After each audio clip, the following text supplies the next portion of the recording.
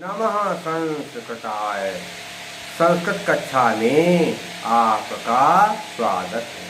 मैं प्रतीत Ram, assistant professor, Shri Gandhi महाविद्यालय, सिधौली सीता। आज मैं BA भाग 3 के अंतर्गत महाकवि भर्तृहरि विरचित नीति शतकम खंड काव्य पढ़ाने जा रहा हूँ। पिछले अंक में मैंने नीति शतकम के 14 श्लोकों तक पढ़ाया था। आज मैं नीति शतकम का 15वां श्लोक आरंभ कर रहा हूँ। महाकवि भर्तृहरि कहते हैं कि श्रेष्ठ कवियों का अनादर करना राजाओं की अज्ञानता है। मूर्खता के कारण राजा लोग कवियों की अवहेलना करते हैं, उनका आदर नहीं करते हैं। अरे कवियों के पास धन भले न हो, लेकिन कवि लोग तो बिना धन के ही पूजा के योग्य होते हैं। भर्तृहरि कह रहे कि शास्त्रोपसकृत शब्द सुंदर गिरह शिष्य प्रदेया आगमा विख्याताः कवयो वसन्ति विषयेऽस्ति प्रभोर्निर्धना तज्जाड्यमवसुधाधिपस्ति कवयस्त्वर्थविनापीश्वराः कुतस्याः स्युः कुपरीक्षका हिमणयो यैरर्घतः पातिताः। अर्थात शास्त्रोपसकृत, शास्त्रों के द्वारा अलंकृत शब्द सुंदर गिरह, अर्थात सुंदर वाणी, सुंदर शब्दों से युक्त वाणी बोलने वाले, शास्त्रों से अलंकृत सुंदर शब्दों से युक्त वाणी बोलने वाले शिष्य प्रदेयागमा, शिष्यों को शास्त्रों का उपदेश देने वाले। विख्याता प्रसिद्ध कवयों ने कवयः, कविगण वसंत रहते हैं। कहाँ पर? हास्य क्या होया, कवयः धन वसंती, या में छोटा उसके बाद विसर्ग, उसके बाद हुआ, इसलिए हास्य के सूत्र से विसर्ग का बना कवयऊ। आदगुणा के नियम से वो का वो बना हो गया कवयो। कविगण वसंत रहते हैं विषय कहते राज्य में, यश कहते जिसके प्रभो निर्धना, क्या लिखा है? प्रभो माने लिखा प्रभो निर्धन, राजा के निर्धना माने गरीबी में। जिस राजा के राज में कविगण गरीबी में रहते हैं, गरीबी में अपनी जीविका चलाते हैं। तज्जाड्यम, तज्जाड्यम तत् धन जाड्यम, इस्तुना इस्तु के नियम से क्या हो गया? ता का जा बन गया। वो तत्मय वह जाड्यम मूर्खता है किसकी? वसुधाधिपस्य, राजा की। कवयस में कवयः धन तू, कवयः मैंने कविगण, तू मैंने तो अर्थ, कवयः धन तू विसर्ग के बाद ता है, इसलिए विसर्ग के बाद ता है। खर वर्ग के पहले और दूसरे अक्षर को क्या कहते हैं? खर, काखा, चाछा, टाठा, ताथा, ये सब क्या है? खर है। तो यदि विसर्ग के बाद खर आए तो संधि करने पर विसर्ग के स्थान पर सा बन जाता है। विसर्जनीय सा से क्या है? कवयः धन तू हो गया कवयस्तु। अब तू धन अर्थ, ऊ के बाद आ गया तू धन अर्थ। तो इको अर्थ के नियम से क्या होता है? यदि इकार के बाद कोई स्वर आए तो संधि करने पर ई के स्थान पर या होगा, और जिसमें एक की मात्रा लगे उसको आधा करेंगे। यदि ऊ के बाद कोई स्वर आए तो जब संधि करेंगे तो ऊ के स्थान पर वा बन जाएगा, और जिस अक्षर में ऊ की मात्रा लगी उसको आधा करेंगे। तू धन अर्था, ता में ऊ की मात्रा, इसलिए और हाँ क्या किया हमने? ता को आधा कर दिया, उसके बाद लिखा वा स्व, ता जो है और ऊ की मात्रा थी तो ऊ को के स्थान में क्या किया? ता के बाद था ऊ तू, तो हमने किया ता जो आधा तक कर दिया और ऊ का कर दिया, स्वर था विकर्ण हो गई। तुम्हें तो अर्थ बिना, धन के बिना, अभिमाने भी ईश्वरा धनवान है। आपकी धन इस बार छोटी, इस बार बड़ी, छोटी आत्मा ने छोटी, सब आत्मा है छोटी, और इसके बाद ईश्वरा बड़ी, तो छोटी ई के बाद बड़ी, इसलिए अकह सवर्णे दीर्घा के नियम से, अकह सवर्ण दीर्घा के नियम से क्या हुआ, दीर्घ स्वर संधि हो गई। क्योंकि यह राजा की मूर्खता है, क्योंकि कवि जो है बिना धन के भी बहुत धनवान है, बड़े जो है अधिपति हैं, ईश्वर समान है। कुतस्त्या निंदा, क्यों मैंने होनी चाहिए, कुपरीक्षका, बुरा परीक्षण करने वाले, बुरा परीक्षण करने वाले परीक्षकों की, जो बुरे परीक्षक उनकी निंदा होनी चाहिए। क्योंकि मायो मन को यही अर्घता नहीं, यही है धन अर्घता। सज सोनू के नियम क्या हो, सरकार आवना, जिन्होंने अर्घता मूल्य से पास्ता मैंने गिरा दिया नीचे, जिसका जो मूल्य था उसको उस मूल्य का नहीं लगाया, उसके मूल्य से उसको नीचे गिरा दिया। पूरा क्या हो गया कि शास्त्रों से अलंकृत, शास्त्रों से अलंकृत सुंदर शब्दों से युक्त वाणी बोलने वाले, शास्त्रों से अलंकृत सुंदर शब्दमयी वाणी बोलने वाले और शिष्यों को उपदेश देने वाले प्रसिद्ध कवि जिस राजा के राज्य में गरीबी में रहते हैं, गरीबी में अपनी जिंदगी बसर करते हैं, यह उस राजा की मूर्खता का परिणाम है। क्योंकि कविगण तो बिना धन के भी धनवान है, ईश्वर के समान हैं, इसलिए कवियों का कोई दोष नहीं। यदि परीक्षक मणियों का सही मूल्य न लगाए और मणियों के सही मूल्य को न लगा करके मणियों का मूल्य कम आंक दे, मूल मणि हो पता लगा करोड़ों की और उसका मूल्य लगाए लाखों में हजारों में, तो फिर ऐसी स्थिति में बुरे परीक्षक की निंदा होनी चाहिए, कवियों की निंदा नहीं होनी चाहिए। क्योंकि कवि तो वास्तव में धनवान है और जिन्होंने उनका परीक्षण किया वही वास्तव में मूर्ख है, दुष्ट है। तो क्या हो गया, ये राजा की मूर्खता है कि कभी उसके राज्य में निर्धनता में निवास करते हैं। तो ऐसी स्थिति में बुरे परीक्षकों की निंदा होनी चाहिए, क्योंकि उन्होंने ही मणियों के उसके वास्तविक मूल्य से नीचे गिरा दिया। ये हो गया, देखते क्या शास्त्रोपस्कृत, शास्त्रोपस्कृत, इससे शास्त्रों से अलग, शास्त्रे उपस्कृत, शास्त्रे उपस्कृत, तृतीया तत्पुरुष, सुंदर गिरा, सुंदर चतुर्थ गिरा, कर्मधारय समास है, अलग है। वसुधाधिपत में क्या होगा, वसुधाया अधिपा, वसुधाया अधिपा, पृथ्वी का स्वामी, षष्ठी तत्पुरुष समास हो जाएगा। कुपरीक्षिका में क्या बनेगा, कुतस्थितः परीक्षका, तत्पुरुष समास है। कौन सा, तत्पुरुष समास, कुतत्पुरुष समास कह सकते हैं, गति तत्पुरुष समास, कुतस्थितः परीक्षका।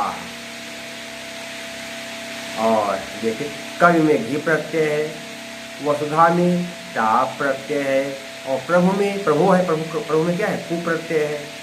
इस तरह से प्रत्यय।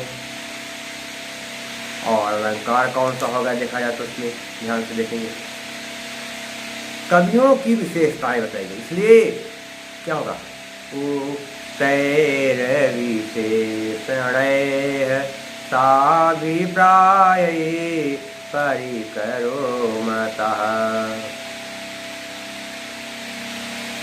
और इसके अलावा मंदाक्रांता छंद बता चुके कई बार, मंदाक्रांता जलधि सट गए भोर, न तो ताद गुरु के दिखाते हैं, गए भोर, मगण रगण भगण नगण, दो तगण हूँ, 6 और 4 पर विराम हो, छठे और चौथे अक्षर पर विराम हो, छठे और चौथे अक्षर पर विराम, वहाँ पर सागुण व्यक्ति भी छंद होता है। प्रसाद गुण है, वह जल्दी है।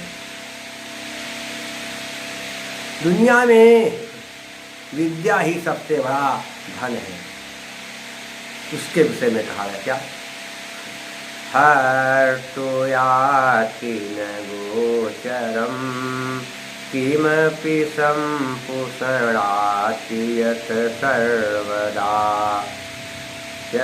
सर्वदाप्यर्थेभ्यः प्रतिपाद्यमानं निसंप्रापनोति वृद्धिं परां, कल्पान्तेष्वपि न प्रयाति निधनं विद्याख्यमन्तर्धनम्। येषां तान् प्रतिमान मूढत निपाह कस्तैः सह स्पर्धते। हर्तु यातुम, ऐसा है हर्तु यात, क्या लिखा हर्तु, हर्तु यातुम। हर्त कहते हैं हरण करने वाले को, तो हरण करने वाले को। और क्या लिखा है हरण करने वाले को, याति माने आता है, हर्त माने अपहरणकर्ता को या हरण करने वाले को याति माने आता है। गोचरम माने दृष्टि में, पथ दृष्टि में, निगाह में। कीमत में किसी प्रकार से। सम माने कल्याण को, सुख को। पुषणात् पोषण करता है। यत माने कहते जो, सर्वदा सब प्रकार से। जो धन अपहरणकर्ता की दृष्टि में नहीं आता है और जो धन हर प्रकार से कल्याण की वृद्धि करता है, कल्याण का पोषण करता है। कैसा है सर्वदाप्य अर्थिभ्य, आत्मनिधि अर्थिभ्य माने मांगने वालों को, प्रतिपद्यमानम दिया जाने पर या दिया जाता हुआ, अनिसम लगातार, प्रापनोति प्राप्त करता है, वृद्धिम वृद्धि को, परामर्श बहुत जो याचकों को दिए जाने पर लगातार बढ़ता जाता है, वृद्धि को प्राप्त करता है। कल्पांतेश प्रलय कालों में भी नहीं प्रयात जाता है, होता है। निधनम माने नष्ट, अंत। प्रलय काल बीत जाने पर भी जिसका अंत नहीं होता है। विद्याख्यमंतर, जो विद्या नाम का प्रसिद्ध अंतर्धन छिपा हुआ धन है, जो विद्या नाम का प्रसिद्ध छिपा हुआ धन है। ये शाम जिनके पास है, ये विद्या नाम का छिपा हुआ जिनके पास है, तान प्रति, उनके प्रति मानम उच्च, घमंड को छोड़ दो। निपाह राजाओं कस तय, का माने कौन, तय माने उनके, सामान्य साथ इस स्पर्धते प्रतियोगिता करता है या स्पर्धा, क्योंकि उनके साथ कोई प्रतियोगिता नहीं करता है, जानता है लोग बहुत धनवान हैं। कस तय में क्या होगा, विसर्जनीयता के नियम से विसर्ग का सा बन गया। विद्याख्य में क्या है, विद्याधन आख्य आकाश में दीर्घा हो जाएगा। कल्पांतेषु धन अति, कल्पांतेषु धन बन गया कल्पांतेषु, इसको है। इसको आप संत पढ़ लेंगे, विज्ञान शाकुंतलम भाग 9 में जो है संधि प्रकरण जो है PDF में दिया हुआ, आप देख लेंगे। क्या हो गया, जो धन अपहरणकर्ता की दृष्टि में नहीं आता है, जिस धन को अपहरणकर्ता देख नहीं पाता है, जो हमेशा कल्याण की वृद्धि करता है और मांगे जाने पर जब वो दिया जाता है तो लगातार बढ़ता ही जाता है। प्रलय काल आने पर भी जो धन कभी नष्ट नहीं होता है, ऐसा विद्या नामक छिपा हुआ धन, ऐसा विद्या नामक छिपा हुआ धन जिन लोगों के पास है, उनके प्रति हे राजाओं, अपने घमंड को छोड़ कि हम बड़े हैं, हम बहुत धनवान हैं, क्योंकि वो कभी आपसे ज़्यादा धनवान है। विचार करो, उनके साथ कोई प्रतियोगिता नहीं करता है, कोई उनके साथ स्पर्धा नहीं करता है। हो गया, देखिए कहाँ पर क्या है, संधियाँ तो आपको मैं बता दिया। अब इसमें क्या देखना है आपको, समास देखना कि समास कोई जो है कहाँ पर कौन सा समास है, इसको आप ध्यान में रखेंगे। क्या है, कल्पांते, कल्पानाम अंताः, कल्पानाम अंतः तथा पुरुष समास है। क्या और इसके अलावा क्या बनेगा देखेंगे।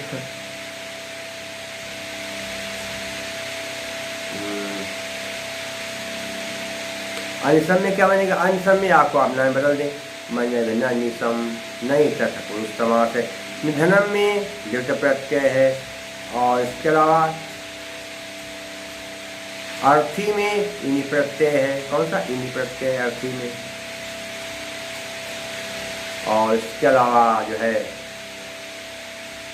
अलंकार कौन सा हो गया, क्यों छोड़ दो हे राजा तुम लोग घमंड छोड़ो, क्यों, क्योंकि वो लोग जो है कभी जो ज्ञानी लोग हैं उनके पास आपसे ज़्यादा धन है, आपसे वो कहीं ज़्यादा धनवान, इसलिए काव्यलिंग अलंकार।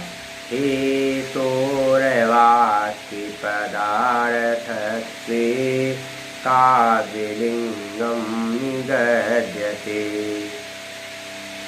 और सूर्यासैरमतजस तताः सगुरवः शार्दूलविक्रीडितम्। कौन सा है? शार्दूल विक्रीडितम छंद है। अभी आपको बता कि शार्दूल छंद का लक्षण क्या होता है, वो भी मैंने आपको बता दिया कि शार्दूल कैसे क्या होता है। आप इसको पढ़ लेंगे। और प्रसाद गुण वैदर भी लिखी है।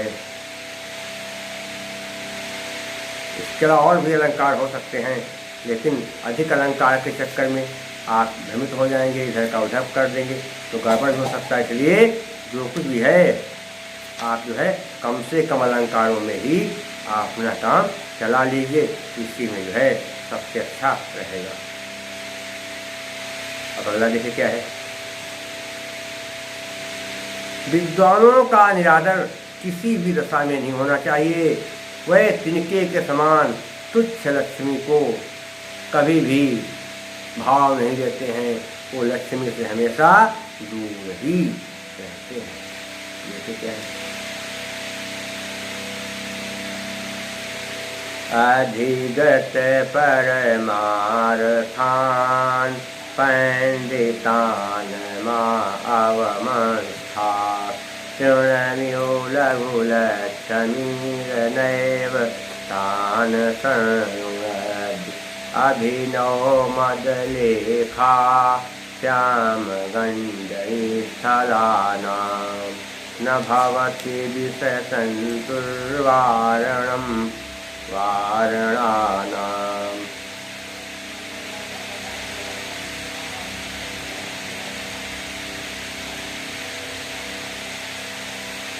अधिगत परमार्थ परम तत्व को जानने वाले पंडितान पंडितों का विद्वानों का मन मत और समझ अपमान। परम तत्व को जानने वाले विद्वानों का अपमान मत करो। तृणम्यु मस्थास लिखा, मस्थास धन विसर्ग नियत के नियम क्या विसर्ग का काम है। तृणम्यु तिनके के समान लग लक्ष्मी लक्ष्मीर नैव लक्ष्मी और धन नैव लक्ष्मी धन नैव बन गया लक्ष्मी नैव सर शुरू से विसर्ग करा हो गया। लक्ष्मी नाम नहीं एवं ही तान उनको शरण रूढ़ माने बांध सकती है। हे राजाओं, परम तत्व को जानने वाले विद्वानों या पंडितों का अपमान मत करो, क्योंकि तिनके के समान तुच्छ लक्ष्मी अपने रूप जाल में उनको बांध नहीं सकती। क्या लिखे?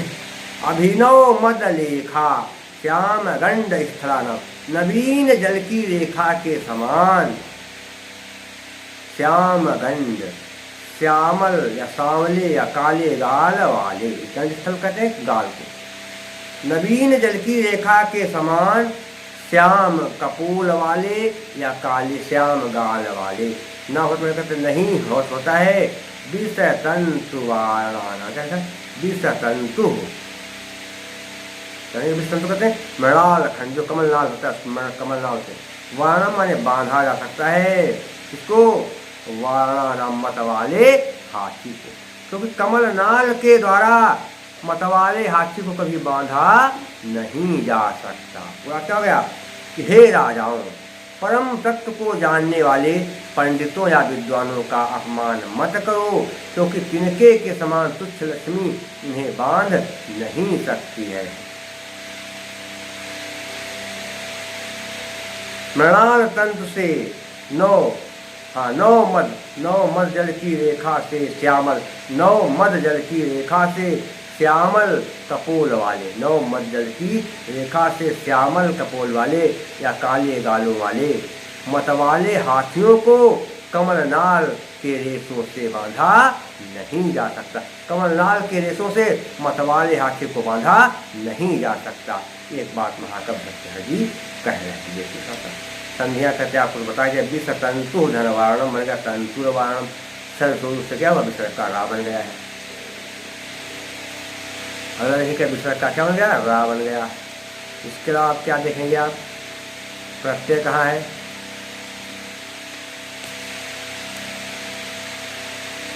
वारणम में क्या है, वारणम में जो है ल्युट प्रत्यय है। कौन सा प्रत्यय? ल्युट प्रत्यय है। और इसके अलावा संराध्य में टिप प्रत्यय है। और पंडित में अण प्रत्यय। पंडित में क्या है? अण प्रत्यय। लक्ष्मी में अंगीत प्रत्यय है। इसके अलावा लक्ष्मी को तिनके के समान लघु बताया गया है। लक्ष्मी को तिनके के समान लघु बताया गया, इसलिए प्रसफुटम सुंदरम सामुपेत्य विधीयते। उपमा अलंकार है, अर्थांतर न्यास भी है। और इसके सिवा जो है यहाँ पर एक और ध्यान है, मालिनी व्रत है। ननमयुतेयम मालिनी भोगिलोकैः। दो नगण हो, मगण हो, दो यगण हो, वहाँ पर मालिनी छंद होता है। लेकिन भोग लोक, भोग होते हैं 8 और लोक हैं 7, तो 8 और 7 अक्षर पर विराम हो, यहाँ पर मालिनी छंद का प्रसाद गुण है। जैसे चित्तमरापनोति क्षिप्रम सुसकन्धेन मिवानलः सप्रसादः समस्तेषु रसेषु रचनासु चा। प्रसाद गुण है, क्योंकि प्रसाद गुण सभी रसों में, सभी रचनाओं में होता है और समझ में तुरंत भी आ जाता है, इसलिए प्रसाद गुण हो गया। वैदर्भी, जहाँ पर समासों का अभाव हो या बहुत कम समास हो, वहाँ पर वैदर्भी। यहाँ वैदर्भी क्यों? तो समास बहुत कम है। कैसे? माधुर्यव्यंजकवर्णे रचना ललितात्मका अवृत्तिरल्पवित्तिरवा वैदर्भी वैदर्भी और भारती वृत्ति। शेष बातें मैं आपको अगले अंक में बताऊंगा। तब तक के लिए नमः संस्कृताय।